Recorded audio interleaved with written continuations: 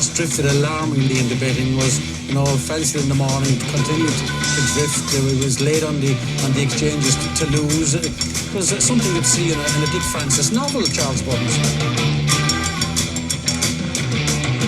The ground is soft. It's heavy. It's soft on times. It's heavy. Okay. And a huge warm welcome to the Bar Stewards Inquiry Sunday Sermon. And what a cracker of a show we've got for you lined up. Can't wait to get stuck into this one. And the threesome, the three musketeers are back together again. It's myself, John Lang and Chris. Good afternoon, chaps. Hello. Good afternoon. Yes. Looking forward to this one. We have got some corking topics, I think, anyway. So keep your eyes and ear. Well, not eyes. You don't see them very much, are you? In fact, you don't want to see very much. See him plenty. Yeah. But we're going to go through the weekend's action to start off the show, as we usually do. Myself and John. Not that we're that bothered on what we've seen this weekend, but just start us off though, John, because you were the only one to shine from our dreadful tipping again this weekend. It's a dreadful Friday show at the moment. We're gassing them constantly, and you're saving the day with your fantastic pick, O'Toole, which I think was one. And if anyone listens to that Friday show, if you want to listen to John, even go back, listen to John's confidence. It was an all-in kind of absolute. It was absolute. This wins 3 point, no messing.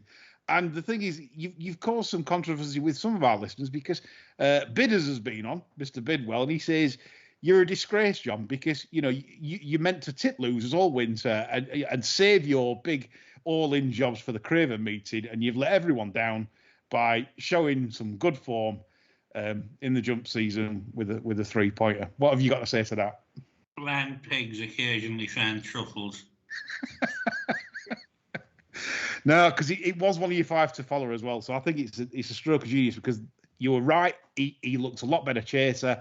It's a shame Daryl Jacob is in the saddle, but nothing you can do about that because his money is jockey. But apart from that, you were right. He made a good shape. He was a bit novice-y still at some, but I like the way when he was on the wrong stride. I like the way he put himself right. Wasn't he? Yeah, he wasn't spectacular, but no, I think he'd be one of these that would hardly fall. He looks as though he wants to get from one side of the fence to the other. Yeah. No kamikaze tendencies. I think I'm probably right that he'll end up in the Turners. I couldn't see him winning the Turners, but I think that's where he'll end up, and then take your pick of which way you think he'll go after getting stuffed in that, really.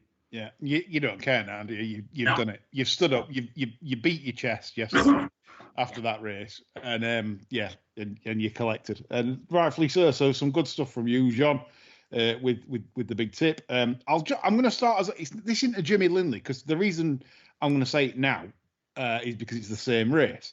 But the horse in question, John, was the second horse, Castle Russian. Now, what has old Nicky Richards' M6 tractor while piss driver got in mind Castle Russian, do you think? That shaped incredibly well. Dropped out the back. It looked like it was there for a spin.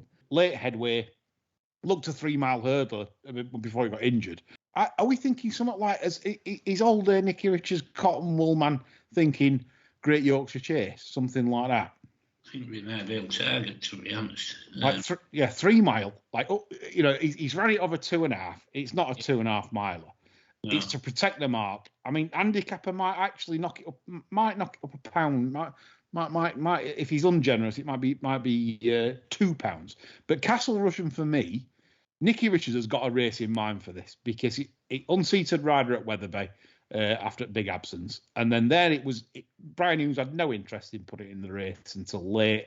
Just basically, in fact, basically with King of May falling at the last, he was sort of left in second place. So I don't think the idea was to finish second, to be honest. I think that race was a fair old slug, to be honest. Yeah. There was a lot of horses really struggling a fair way out. Yeah, no. The reason I like the second is because you were so bullish on the winner, and you think 130 was, and you were right. It's better than 130. Yeah. Quite, it's probably like early 140, mid 140s. If that's the case, then Castle Russian, I think, shaped really well. I And I think old Cottonwall's got a big target for that of a 3 mile. So when he steps it up to 3 mile if it's next time or whenever it is. But Great Yorkshire, John, do you agree with that? Yeah, what do you think? Good stuff. Okay, we'll move on to the Tolworth. And I think this is an awful Grade 1. Yes, I think the fact that Lastro Boy ended up coming second after looking both for fourth or fifth turning in tells you how tired some of these got. Yeah. In the conditions. And I wouldn't be so keen on the form, really, because, I think another half furlong, Lastro Boy would probably have ended up winning the bloody race. Yeah. I do like the winner physically. I think he's, there's a lot about the horse. I do like him physically, and you wouldn't want him running again before Cheltenham after that, though, would you? No, it was a serious slog. Look, it's decent form. It's just not Grade 1 level form. They won't trouble the judge. None of these are any good for graded races at the fairs. But one thing I would point out as well, the favourite authorised speed of Gary Moore's. If you look at Gary Moore's runners on Saturday, they were all thrashed. Scope mucky, that one, actually. Is that where it happened? All right. Well, I haven't read up on that. But yeah, I reckon all Gary's horses had the learn, because he got the first one beat at 3s on, didn't he? That were tailed. Yeah. So obviously, don't write off authorised speed on back of that and just say it's no good. I genuinely think that for whatever reason, his runners there, they all got spanked, tailed off, a lot of them, and they only had one place horse. The Jelly Hills down there, haven't they? The Jelly at Kenvy Island, yeah, lovely. Bit of pine liquor. Bashing horses around in shit cows. Indeed. Whilst the people that have probably laid it are probably feeling, feeling like Tarzan, but don't write that horse off. I know he's got a really good engine, and the way he stopped and just absolutely found nothing had nothing to do with the fact that he pulled a little bit, didn't jump that well. But that's what he's done so far. To be honest, I think he'd be better off on flat from what I've seen. I hope some people pulled a bit out the place market with Dracula's horses as well, because we were quite unanimous on Friday night that we couldn't have that. Oh, indeed, yeah. Yeah, we're all. The horse remained at 9-2, fairly solid all the time. I couldn't resist had a little nibble at the place market, because, as I said, we couldn't have it, could we? And that 3 he's run this year over here, all pulled up or something. Yeah. It's like, it's weird. Apart from the fairs, I don't think I'd love to check that out actually. De Bromhead's record when not running at the fairs, because everything else doesn't. So he doesn't. It's pretty disastrous. Yeah. It's like Jessie Harrington when she sends runners to York. She's got a terrible record at the Nave. I'll sound like Gravy Train Graham now with the Naves, Maya. She maybe likes that Paddock Side restaurant. Yeah, absolutely. Oh, yeah, what a lovely restaurant that is. David Easterby's testament to that, filling boxes of cakes and taking them back to Sherryfutton for Mick. Poor old son's got nothing. He's down to his last 100 million, isn't he? So, have a heart, Governor. Right, moving on then from the disastrous bets I made in the Tolworth. John's right about the Bromhead horse, obviously disappointing. We're all unanimous on that. But the Veterans Chase, John. Piss off. This is my look though. It's like Roy Hodgson entered the building again. Ramsey's the telly. I ended up backing him running, and I'm thinking, well, I've only got a 50s poke to beat. I'm thinking from 3 out. Surely you knocked the 50s poke off. No. I actually played, but do you think I got my just desserts for bothering to have a bet in that? Well, I can't really fault your selection, because he seemed to be noddling along all right in running, didn't he? And yeah, everything going to plan. But then it gets to the end of these Veterans Chases, and they all start acting like veterans, don't they? Yes, that's very true. I think a friend of the show, Declan Carroll, he come on the thread. His comments made me laugh, and he said something like, oh, we love these veteran chasers, formed from 6 years ago. Oh, why didn't I back that? I know. Anyway, I remember seeing this in a novice at Newcastle about 8 years back, and yeah, pretty much. Just the type of this. Yeah, they've had it in mind since it was born. Yeah. Yeah. And that was about it on Saturday, really. I mean, there wasn't any sort of like class racing that we, that we can be bothered about. So we'll go on to Sundays, which is the Lawless that ran today at Naas, very nice. And it was unsatisfactory because, again, they had the hurdles out for the sun. So they obviously didn't jump as many. It suited to be handy. The winner made all. It completely turned around the form with Irish Point. I don't think it's reliable form. And John, it kind of disappoints me this when they're running races where there's like low sun, doled off for low sun.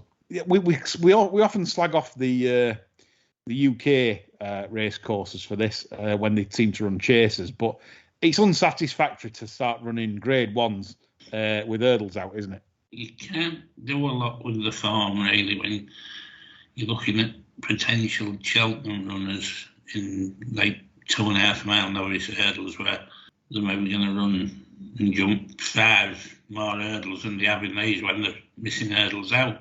It makes such a difference, I mean, you just got to disregard this sort of form. Indeed. And I knew my fate in the race quite early. Affordale Fury, who has been an absolute beast when I've seen him prior to this run.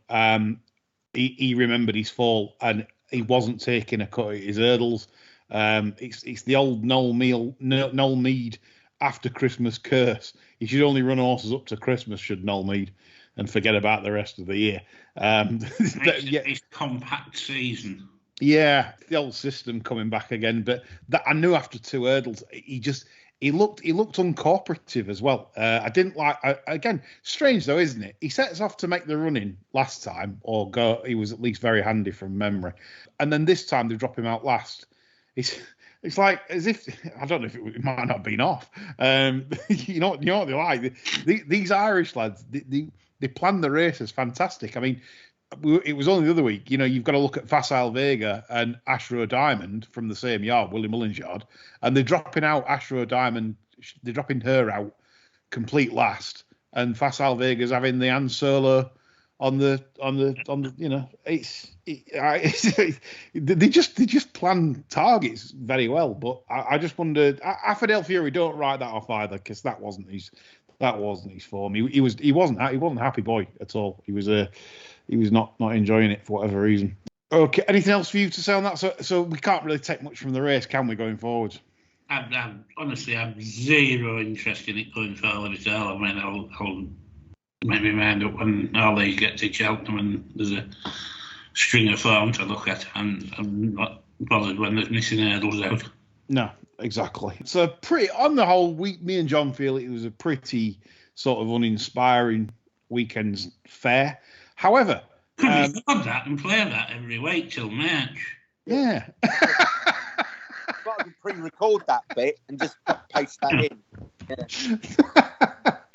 Yes. Hashtag the road to Doncaster. But anyway, ITV racing this weekend. John, I didn't watch any of it. But apparently, reading on the grapevine, there are a couple of talking points. Chapman on the whip debate, which we'll come to in the next topic, but Megan Nichols, you might want to leave me in on this because I think you know more about it than me. Well, they're only still having a foray onto the racing forum where there's a thread, and someone said Megan Nichols had passed on a message from her father saying that Johnny Deneen was a shit judge, basically, or a worse judge than Matt Chapman, because Johnny Deneen had said Mr. Nichols wouldn't have a winner at Cheltenham. Well, we haven't had Cheltenham yet, have we? Did he say that? Did he say that for last season, or is he saying it for this season, Johnny Deneen? If you're saying it for this season, I think Mr. Nichols is jumping the gun a bit, isn't he? Yeah. Because his current score is 0. Yeah. Well, I mean, someone's, I think it was, I forget his name. It was one of our listeners. I think it was Alex Bellew. I've probably got that wrong. It's probably Tony Bellew. But anyway, Yeah, be careful if it's Tony Bellew. Yeah. Right-hander, He will. He'll come after me. Be like McIver Feeds on that score. Anyway, so he says, watching ITV racing. He goes, I know. And Megan Nichols read a tweet and then said she had no idea who Johnny Deneen was. He says, Megan Nichols gets a gig on Betfair talking betting. How can you do so little research as part of a job that you don't know who the fella is? So many more knowledgeable people out there qualified to do the job. But none of them are the daughter of a leading national hunt trainer, because that's what racing thrives on, doesn't it? Names. Yeah. Well, in fairness to Megan Nichols, I mean, I don't know how many races she'd have to research to find a pen portrait of Johnny Deneen. He's famous. He's very famous in Ireland, isn't he? He's a sort of legendary punter, and obviously he's only just sort of got a column in the Racing Post. So yeah. I get all that, Chris. I'm just thinking, well, if she's doing a preview on the day's racing, where would Johnny Deneen crop up? Yeah, no, I'm with you. To be honest, he's famous, but I hadn't really heard of him until a couple of months ago. So, I'm sympathetic in that sense. I mean, I don't want to be saying taking sides. I mean, obviously, in the long run, I'd quite like Johnny Deneen to be right and same draft, because I think then it can have a bit more mileage this year. I mean, yeah, I agree with you. Why should she know who he is? I mean, I don't get the connection between him and doing a preview. Isn't this the thing though, about what we say about trainers and jockeys as well?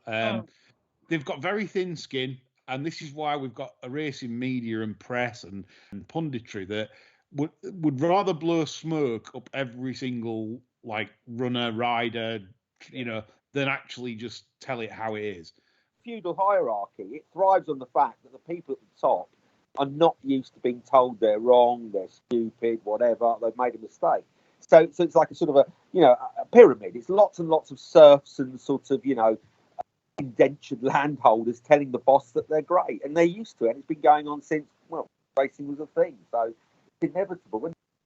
Yeah, I must admit, Pumpkin, he definitely gets like irate if someone criticises him. He reminds me of Johnston in a way in that respect. Not that he's not a fantastic trainer, because like unlike Johnston, he is a fantastic trainer. Yeah. But still, it's people like that. Same with Henderson. They get upset when you not necessarily it's not really having a go. It's questioning them. It's saying, well, I don't think you will have anyone as at Cheltenham, and they seem to get the needle for that, or the ground's good to soft. It's not heavy. It's heavy. They don't.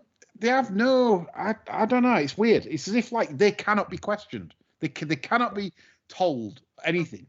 Well, Matt Chapman on the Morning Line, or whatever the hell it's called, yesterday, pulled Mick Fitzgerald because Mick Fitzgerald was straight away leaping to Nicky Henderson's defence over Shitskin. Yeah. Henderson had said that Shitskin was not going to run the champion chase, wasn't getting an entry, was getting a Gold Cup entry and something else, Ryanair maybe. And Matt Chapman said it was ridiculous to think that this time last year his odds on for the champion chase and to not even give him an entry was a ridiculous piece of training. Yeah. And Fitzgerald straight away started with the, how many championships and Matt Chapman said, look, don't go there. Yeah, it's so like 20 years ago that, but they still say it.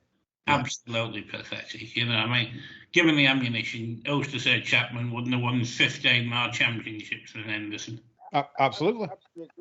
There's this sense that these people are infallible, and there's not to doubt their skill and ability. Henderson and Nichols are terrific trainers, but people in racing yards, based on what I've seen, it operates on a kind of a hierarchical system, isn't it? It doesn't flourish through feedback. The lads get told what to do. The trainer listens to and then decides where to enter them. It is very much a kind of top-down approach. So, when someone pushes back at a lot of trainers and jockeys, it's like, oh, how dare you question me? And it happens all the time, doesn't it? Yeah. So moving on then, coming on to a very divisive topic here. This is like climate change and COVID, all these divisive topics. This is racing's COVID and climate change, and it's called the whip or the persuader or whatever they're trying to rebrand it into these days. The coercion or whatever. I don't know. They'll come up with another nice, safer name. So yeah. Matt Chapman did a very interesting poll he did on Twitter, and basically he said one of his questions, chaps, was, would you bother to go racing if the whip was banned? So I'll put this question to both of you. John, you first. I'd still go because I love racing, and I'd probably make a point of going as part of my campaign to bring back the whip. And go and try and get under people's toenails a bit about it. Yeah. And, I've never been one that would just gladly accept the consensus. And if they did do away with the whip, I think I'd try and disrupt, shall we say. I mean, Chris, would you lose interest in the sport? Would you if there was no whip? I love it.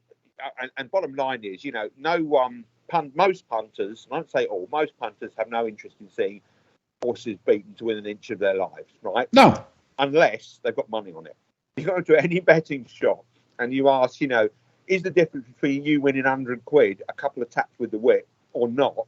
Then, punters are always going to, vote or speak with their pocket. But for me, it wouldn't make any difference. If all the races are whipless, well, fine. It's a level playing field. So that doesn't sort of affect my view, but I think a lot of people are underestimating the indifference that punters have to the whip. And I'm talking about betting shop punters, average Joes. They don't really give a shit if you got money, do they?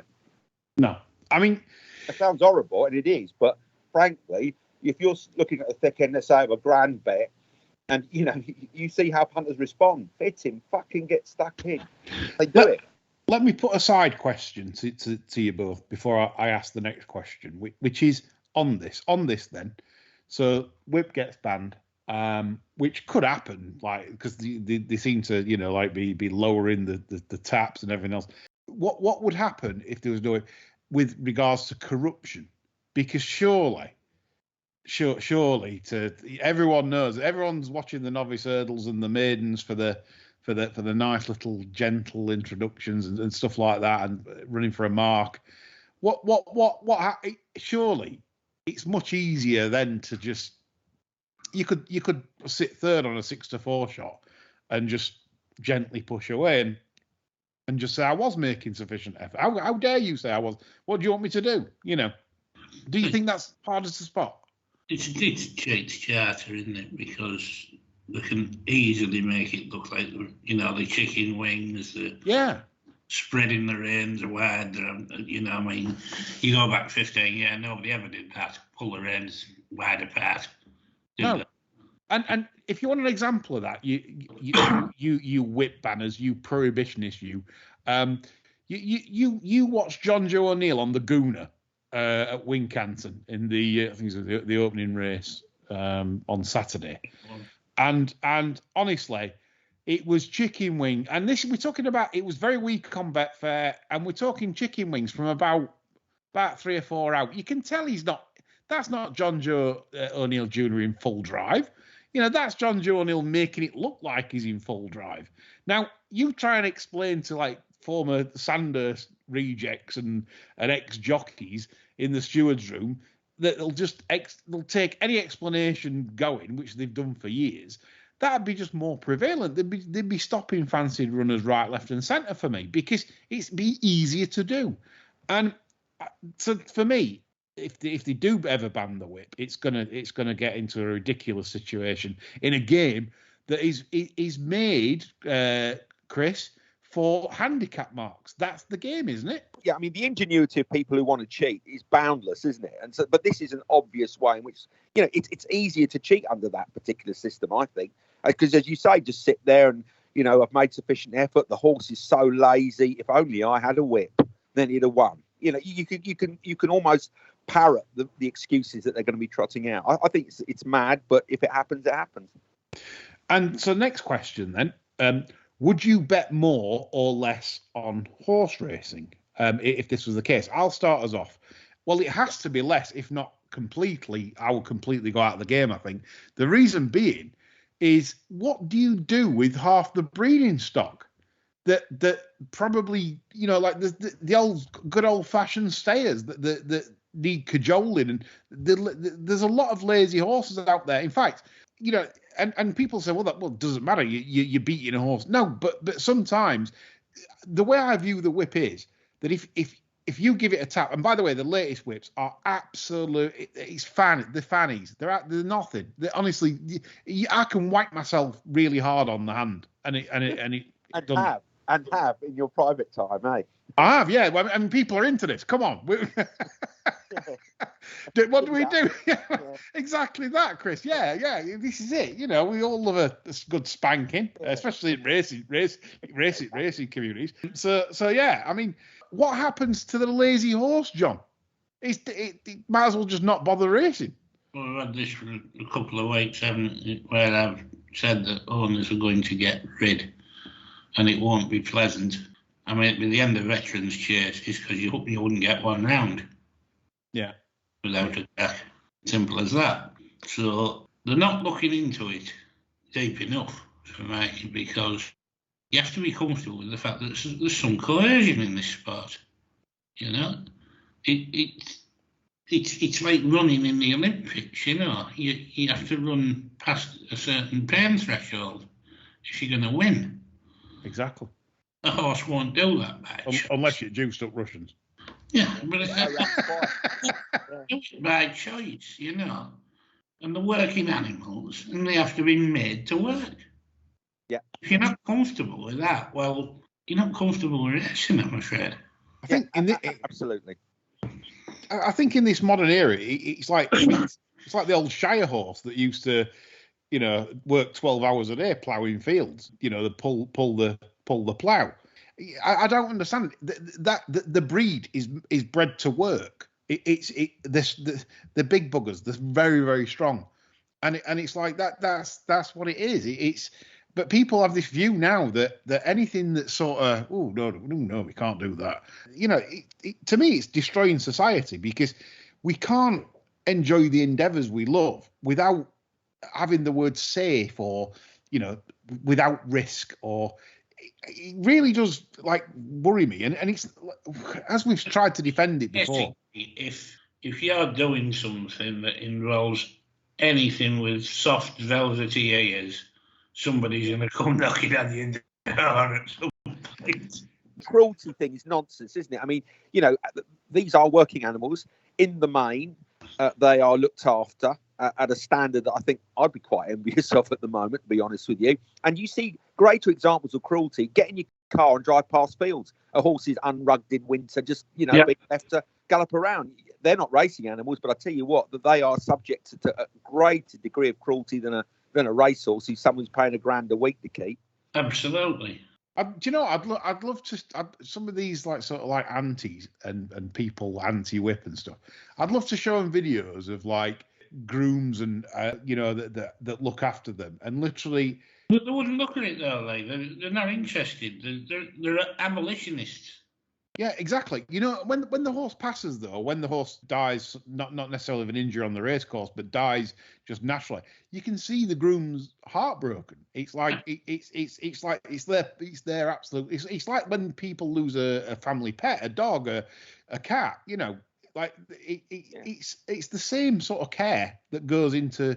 No, they just treat them like family, don't they? Yeah, you know, and I think that's the thing that annoys me. And I think Motter's head annoys me a little bit as well, because I'll quote him now. He wrote a piece on it in the Racing Post. He says, "This, however, is not a column about the whip per se. I have no desire to see it banned for encouragement purposes, although I was struck by the comments of a first-time racegoer at Kempton over Christmas, first-time racegoer, you know, over Christmas, who expressed distaste for what she perceived to be horse whacking, and confirmed that the use of the whip was one of the reasons why she had never previously visited a race course." What a load of bollocks.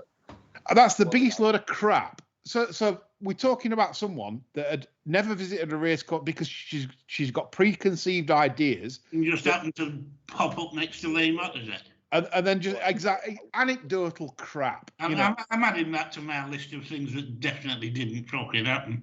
So. I know. Again, even if it did, it's anecdotal, absolute tripe. If we looked after the people in the industry in the first place and made the sport better for all, we wouldn't need to placate people that have no interest in the sport whatsoever and are upset by a horse, and especially never return and has no interest in becoming a regular race goer or a punter. So, frankly, fuck that woman's opinion. Absolutely, yeah, fuck her, yeah, yes, absolutely, yeah. We'll move on from the again a Marmite topic that. Behind closed doors racing. Now, I am reliably informed, chaps. I have a lot of good moles around, and I'm reliably informed that this is going to rear its ugly head in the coming weeks. And I personally, I'll start us off. This is my view. I'm unhappy with it. I'll tell you why.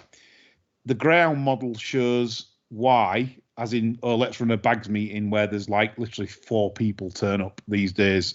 Like punters turn up to a bags meeting, highlights the death for me of the actual product. Mass produced, yes, I get the argument. There's lots of 60, 50 and 40 horses in training that you could run a 10 race card at Wolves, not open it to punters, start it. But this is leading down the way of 10 a.m. starts and 8:30 p.m. finishes. Why are we catering the entire product for Big Corp? It will, as Lydia Hislop has said, this will destroy. This will be the end of racing. It will destroy it as a proper sport. For me, this is terrible. The most important part of racing, and I agree with this sentiment, is the race goer, do you know why? Because race goers bet they might become future owners, breeders, etc., etc. You are not going to encourage people to go racing ever again if you can just watch wall-to-wall racing on TV. This is why, the attendances are falling. Too many meetings. It's mostly crap as well.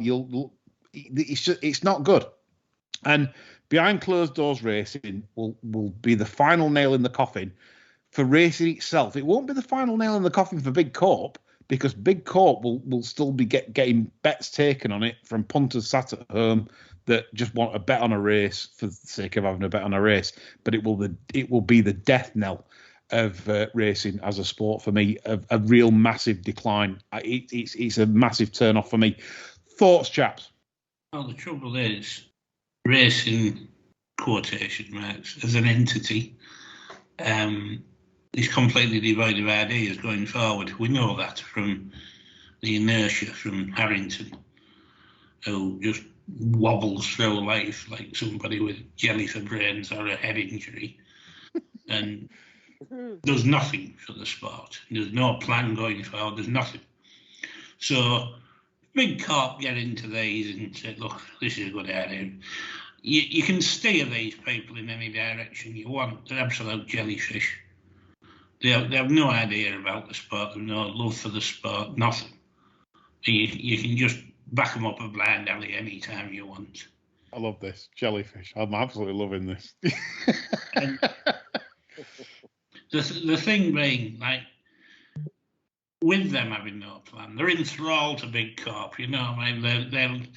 They're all careerists, and they see the big money and all the rest of it, and they see the future jobs in these organisations as well. They'll move into these roles, away from racing. When they're career administrators, aren't they, John? It doesn't matter what the underlying sport is. They hop from sporting bodies. So you got somebody who might have been head of sort of development UK cycling, moves to fucking dressage, to moves to... The tragic thing is, Chris, these dorks all fail upwards. Yeah. There's not one of them you see get drummed out of a job for being ineffectual sacks of shit. You're right. You're right, because their tenure is generally set at, whatever it is, 2-3 years or whatever. They all part with, but by mutual consent. But the press release is always, I'm thrilled to have fucking served this sport. I leave it in good shape. I'm fucking off somewhere else. That's how it works. The last 15 years, everybody that's left a BHA post, really, they've left minefields akin to what was in Iraq. When, yeah. That's what people following in have had to deal with. Yeah. And they kick fucking stupid ideas around like the whip because it looks as though they're doing something. It's absolutely. Look at the quality of people. I mean, without being sort of too ad hominem about it, the quality of administration, the quality of people that are on these committees is fucking lamentable. I mean, we touched on it a couple of weeks ago, didn't we? I think it was at the pattern race committee, Lee. Can you remember? Yeah, there was a few. Yeah. I'll give you an example of this situation now. The BHA kicked this whip idea around. It's akin to a new government coming into this country tomorrow. With all that's wrong in this country, everything, the NHS, the cost of living, the cost of fuel, and the new government says, tell you what we'll do, I've got a brilliant idea. We're going to get everybody to retake the driving test to make it safe. Mandatory retesting for everyone, And that's your fucking whip roll in a nutshell. But do you think, I mean, obviously, this behind closed doors racing, some people might say, what's his problem? What's he going on about? As long as we can bet on it, what difference does it make? I'm not going. But that's the whole thing. I'm all right, Jack. It doesn't work like that. It's a spectator sport. And you can't just start having meetings to benefit Big Corp. I'm sorry, that just doesn't work. They're probably telling the BHA right now it will improve levy, all the sound bites. Because don't forget, the BHA sit down with the stakeholders all the time and are trying to placate the stakeholders in the game, which obviously are major bookmakers. And unless you get rid of the ties of that, in terms of like you said, John, about the current deal, and you change things around, it's going to get.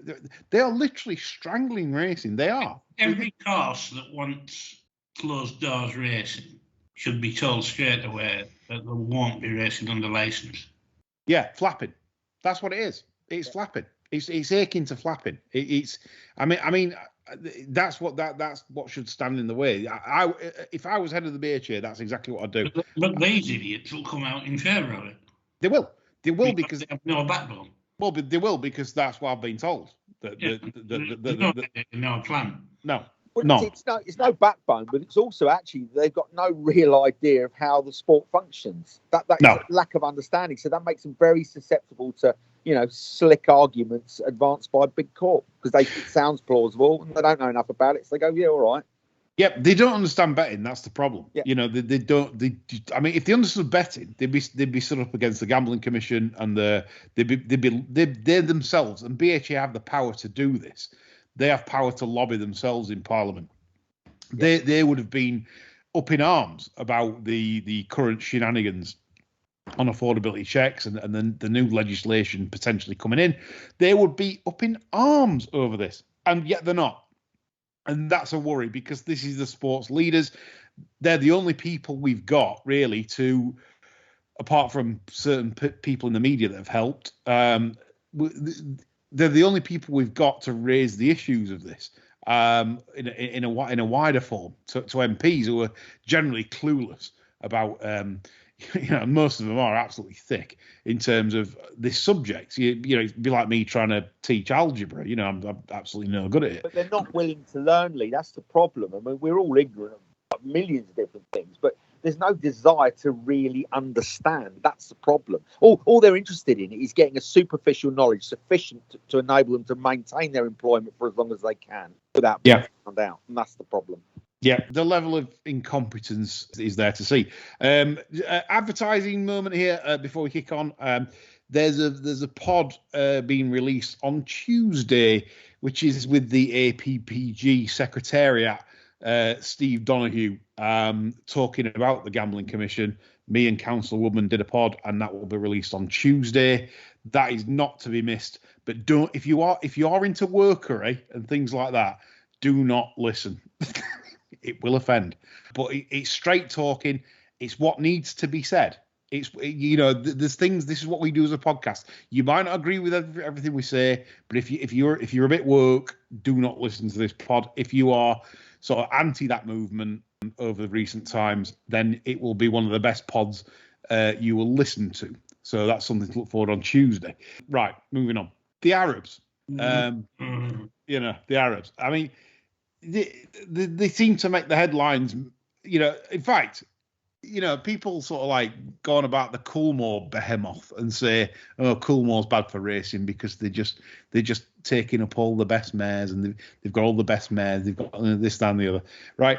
What about the Arabs? Right? An absolute shower, aren't they? I mean, the latest news this week is obviously sales defaulter Saleh Al Hamazi. He was the one that had Blue Diamond stud, sold it to the the authorised owner, and so on and so on. He's defaulted on £20.5 million worth of yearlings. I am told, though, he's paid Keeneland, so I don't know if he probably kept the Keeneland ones.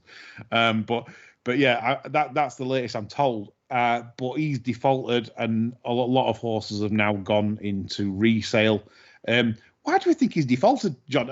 Is this something where he's not laundered his money fast enough, or is it another reason like he got all his money in FTX? I wonder if he's had a divorce settlement or something like that. Yeah, I mean, this is a guy that shouldn't really. They're known for getting hit hard with divorce settlements, aren't they? Well, yeah, 554 million for the old Sheikh, which we'll come on to in a minute. But this is the thing. I don't, Chris. Do you get why someone could buy 20 million quid worth of yearlings on credit can't pay?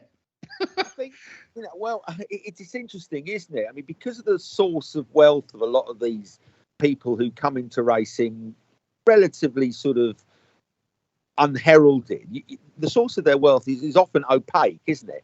And racing, certainly establishment figures are always very impressed by people that meet their preconceived notions of what a wealthy man looks like, right? So that makes, posh people of a certain class are easy to bluff. And I'll tell you a quick anecdote. I know a bloke who obtained many, many years ago a £5 million loan from NatWest, right? Just using total bluff. And the NatWest building at the time, I can't remember where it was, it had a helicopter pad, right, on the top. So obviously all the top people. And what this fella did was he went to Blackbush Airport near Camberlin and hired a helicopter for the day and set this meeting up to discuss this business plan. Landed on the roof, so all the managers are out there to greet this top chap. Sat down in the meeting, read the business plan, and all this man's referees were all, members of royal families, people that were so famous and influential that they're too famous to contact to see if the references are correct. And, he had one of the first mobile phones, and halfway through the meeting, boom, boom, phone goes, and he picks it up and says, "Oh, hang on, mate, it's Tony Blair. Tony, hi, blah, blah, blah, see you at Checkers." It was his mate ringing from a fucking call box outside the building. So all that bluff, the helicopter, the bloke was on universal credit. They signed off a £5 million loan, and then 3 months later, when he didn't make his first repayment, they realised they'd been had. So my long-winded anecdote is, that people are easily taken in. Now, I don't know this guy's financial situation. I don't know if he's paid for the Kingdom one's fine, but there isn't a lot of due diligence done in racing. If you look like you've got money and you look like you're somebody that is good to be bled, then welcome aboard. And I think they might have caught cold with this one. They've jumped on the affordability checks, haven't they? Yeah, exactly right. You want to try and have 20 quid each way on something. Where'd you get that from? Oh, I want to buy 20 million quid's worth of yearlings on credit. Welcome, sir. You look the type of nice sunglasses, crocodile shoes, and a Rolls Royce. Come on in. Yeah, I did try to contact the bloodstock agent that made the purchases, Richard Knight, for his take on it, but he hasn't got back to me, which is a shame because it would have been nice to get a direct quote from. Do you think, Lee, if we managed to get 20 mils worth of credit for the breeze ups, we could snaffle a Coventry winner? We wouldn't have a winner. We needed to make the first we pick. Wouldn't have a winner, honestly. We wouldn't have a winner. We are fucking 40 lumps of shit that will sell for 100 quid for meat, I tell you, within 6 months. Yeah. John would make the mistake of putting him on with Simcock, and Simcock runs it at Beverley over 7. He goes for Hillary Needler around. So it's fast. This John, it's got a right turn of foot. Where have you entered it, David? Hillary Needler. We'd send them all to Michael Wiggum. Wouldn't be off for 9 years, but we'd have it off eventually. Honestly. Indeed. Quality stuff. So moving on, more Arabian Nights here. The subject of Princess Latifah, chaps. I mean, this is like, it's gone ever so quiet, and there was a small article in the Middle East Eye that I captured in November. Read some strange publication. We read the Beano and the Daisy here. Look, we know it's not as good as the Japs Eye, but anyway, the Middle East Eye will do. The Finnish personal friend, Tina Jahainen, a Finnish person, she tried to help Latifah through the crisis where Latifah said she was kidnapped and she was making it public. I think she appeared on some panorama style thing back in the day. Well, she's taken legal action against Sheikh Mohammed, saying that basically Latifah was tortured. This is disgraceful against human rights. Blah blah blah. The problem with this though is that Latifah herself is sort of distanced herself from this because she's conveyed to the High Commissioner that she was well at the moment and expressed her wish for a respect to privacy at this moment in time.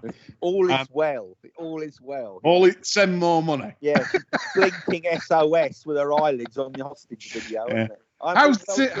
How's the systems going? They're going really well, but if you could send a few quid, it'd be great. Yeah, we're so close. It's unbelievable. Yeah, send another.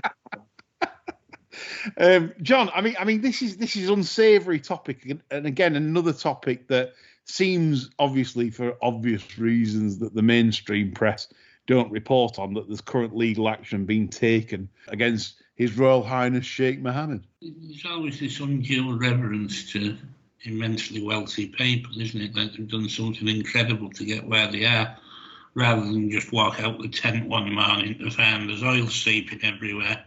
And it's the same in a lot of areas, like business and whatever, isn't it? I mean, best decision Elon Musk ever made was to be born into a family that owned a diamond mine. It doesn't automatically make them savoury characters, shall we say? I mean, prior to the discovery of oil in the Gulf, I mean, a lot of these fuckers were fighting over who drove the camel, weren't they? So let's have it right. So I mean, what do you do? I mean, the centuries of history where they've treated females like this in that part of the world. I mean, it's not just exclusive to the likes of Sheikh Mohammed, is it? No, indeed. It's a cultural thing, really. Yeah. There was one interesting thing though. So the complainant, as in this Finnish lady, asked that Germany's public prosecutor general investigate and prosecute Dubai's ruler, Sheikh Mohammed bin Rashid Al Maktoum, and Major General Ahmed Nasser Al Raisi, who was the head of UAE's Interior Ministry at the time, and now is subsequently after this. Now he's the president of Interpol. They've got Teddy Beckett's carpet, haven't they, to sweep it all up? Aye. Teddy Beckett at the Newmarket Stud. There's the carpet, a huge brush. There it all goes. Send the carpet over. We've got a year to bury this. I mean, look, it's a bit rich, the Germans fucking taking the moral high ground from false imprisonment and kidnap, isn't it? Hell. Yeah, indeed. Turn the clock back.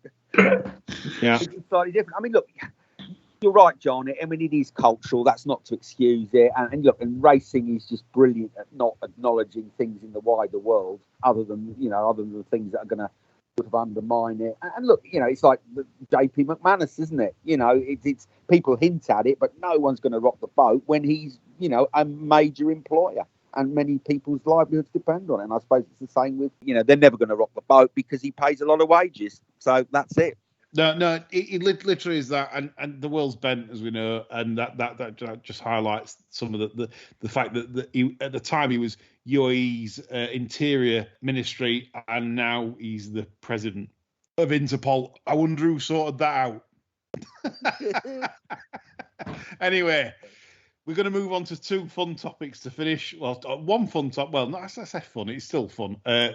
We've been asked by listeners for the Mulrennan ride in the 320 at Newcastle on the Wednesday. A lot of people's commented on this and said, please discuss this on the sermon, etc., etc. I think the race was run by, is it Catherine Croy? But it was on Crack and Power. The stewards actually had him in over this. I'm going to be controversial here and upset you all because it was quite unanimous. You all thought the ride was bent.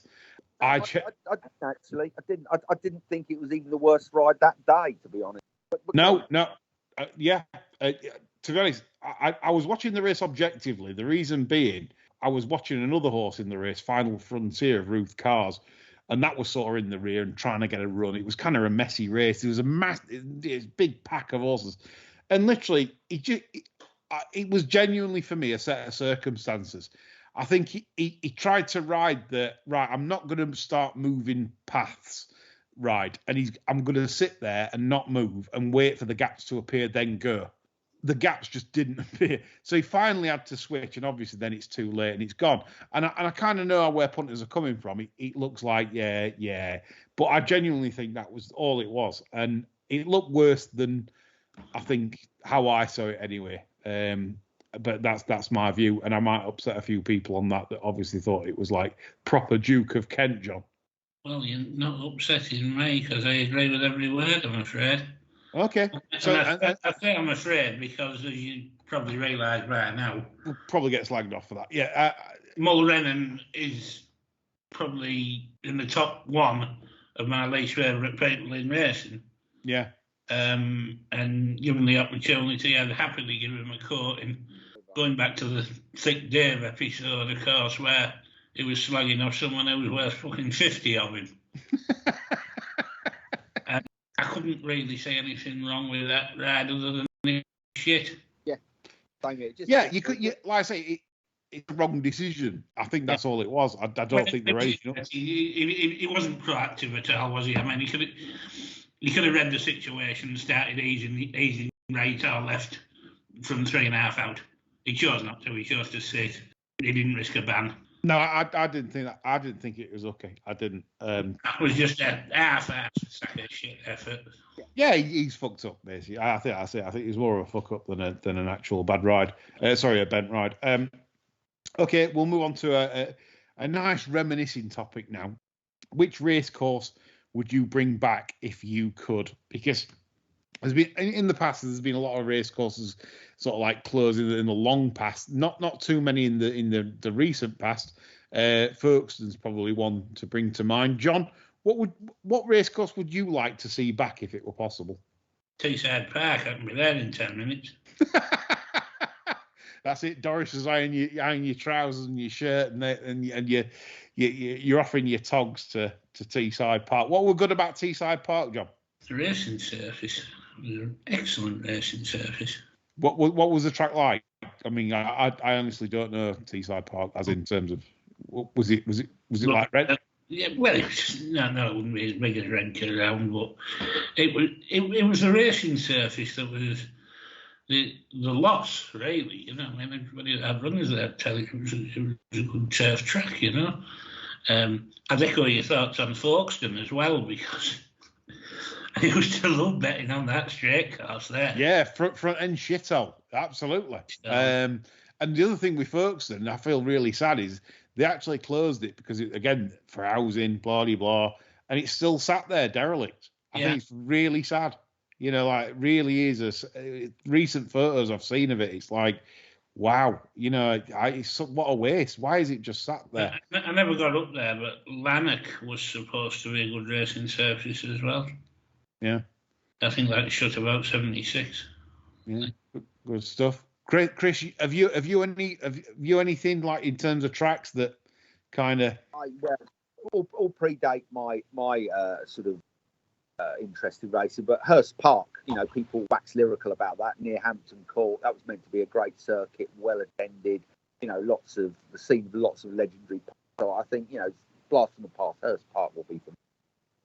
Yeah, I've mentioned it before, but Lincoln Racecourse for me. When I drive past it, and I ain't drove past it for a long time now, but it's quite surreal because for anyone that hasn't ever done that, the race course is now like a parkland. People walk the dogs and stuff, and then there's a road to the left of it, and then the stand is a listed building, and it's still there.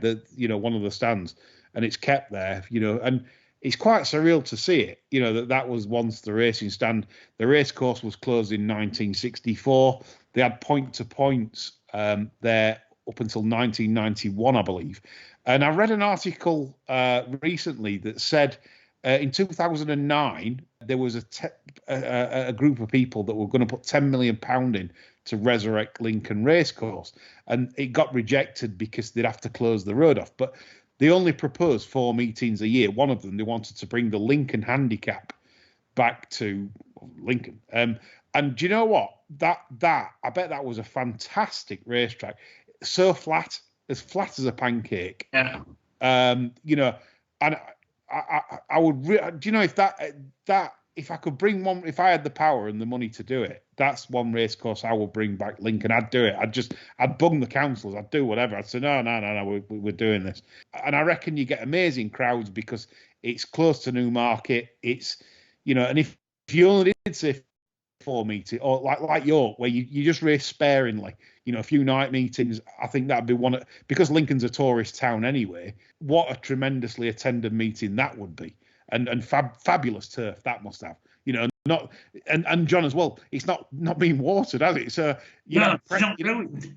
So it's not ruined. You've actually got proper turf, that's had natural irrigation, etc., and not being ruined. So Lincoln for me, if I was a multimillionaire, that's coming back tomorrow. Anyway, fabulous show, chaps. I've enjoyed that, and we'll be back as usual on Friday. But Tuesday, like I say, if you want to listen to the APBG talk on the Gambling Commission and the gambling industry as a whole right now, that's going to be a great pod to listen to if you are not of sensitive nature. Other than that, just future announcements. In February, we've got some fabulous podcasts, 2 of which I'll mention now. It's going to be Richard Pittman and Sir Bob Cooper appearing on the show, which should be fascinating listening about their lives and life stories and what they'd do now if they could boss the game. So don't miss those. That'll be fascinating listening. But right now, that's all from me, Chris and John. We hope you enjoyed it. Bye for now.